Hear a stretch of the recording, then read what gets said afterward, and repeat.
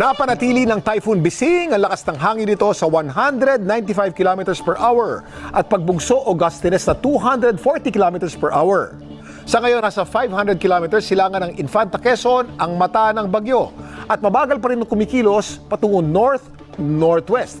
Itinaas po ng Pag-asa ang signal number 2 sa Catanduanes, Eastern Camarines Sur, Eastern Albay, Eastern at Central Sorsogon, Northern Samar, Northern portion ng Samar at Northern portion ng Eastern Samar.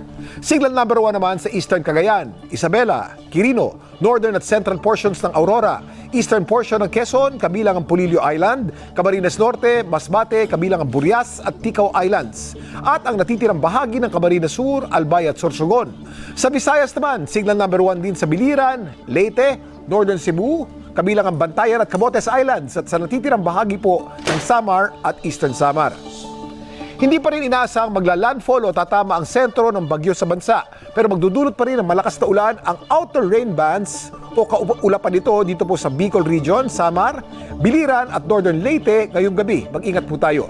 Bukas, posible pa rin ang katamtaman hanggang sa malakas na ulan sa Bicol Region at Northern Samar. Makakaranas din ng paminsan-minsang ulan ang Aurora, Isabela at Cagayan.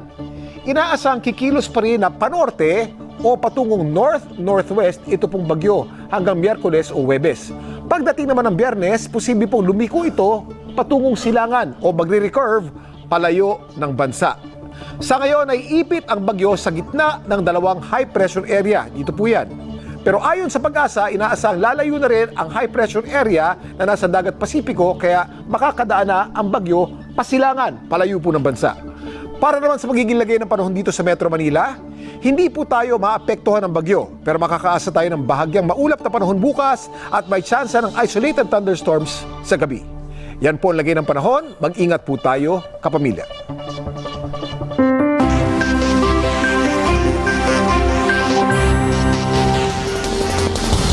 Kaunting kaalaman, mabilis na lumakas ang bagyong Bising nitong weekend. At alam nyo ba na ayon sa National Oceanic and Atmospheric Administration, ito na ang pinakamalakas na bagyong namuo sa buwan ng Abril sa kasaysayan. Nitong weekend, halos umabot sa super typhoon category ang bagyong Bising dahil sa 215 km per hour na lakas ng hangin. Sa weather agency sa US, itinuring na itong isang super typhoon. Paano nga ba lumakas ng mabilis o tinatawag na rapid intensification ang bagyong Bising?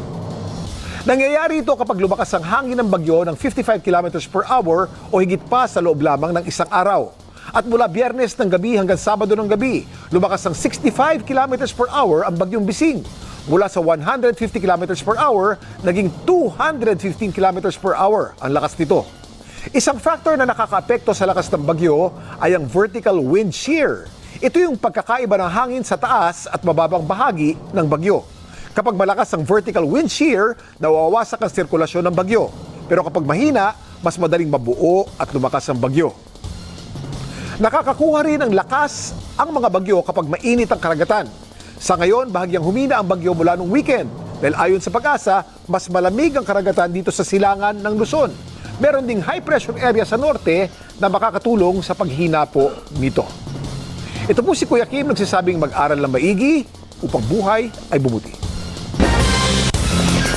Mga kabayan, kapamilya, April 12, 2007 nang unang umere ang teleradyo na nanguna sa simultaneous broadcast o sabay na broadcast ng radyo at telebisyon sa Pilipinas.